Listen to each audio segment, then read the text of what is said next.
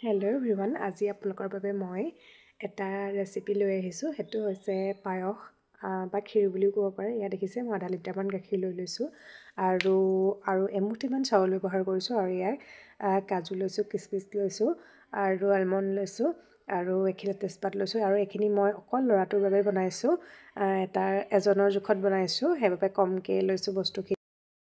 আপোনালোকে দেখিছে এয়া মই চাউল, চেনি একেলগে দিয়ে দিলোঁ, গেছত উঠাই দিলোঁ। এয়া মই লৰাই আছোঁ আৰু মই চেনিটো আগতীয়াকৈ কিয় দিলোঁ, বহুতে চেনিটো পিছত দিয়ে, কিন্তু মই আগতীয়াকৈ দি দিওঁ। কিয় কৈ আছোঁ ৰ'ব।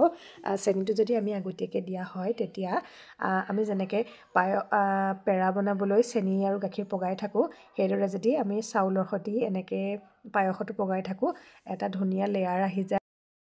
লেয়াৰটো আহি গ'লে এইটো এটা কনডেন্স মিল্কৰ নিচিনা আহে, সোৱাদটো আৰু ডাঠ হৈ যায় কনডেন্স মিল্কৰ নিচিনা।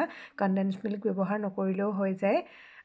এয়া দেখিছে মই ড্ৰাই ফ্ৰুটছখিনিও দি দিলোঁ। এতিয়া লাহে লাহে সিজিব আৰু সিজি হ'বলৈ হৈছে। এয়া দেখিছেনে কিমান ধুনীয়া কালাৰ আহিছে। আৰু ইয়াত মই কোনো ধৰণৰ কেশৰ চেচৰ ব্যৱহাৰ কৰা নাই, তথাপিতো ইমান ধুনীয়া কালাৰ আহিছে। দেখিছেনে? আপোনালোকে এনেদৰে বনাই খাই চাবচোন, ভাল পাব। আৰু মোৰ চেনেলটো ছাবস্ক্ৰাইব কৰি দিব, প্লিজ ছাবস্ক্ৰাইব কৰি দিব। Thank U.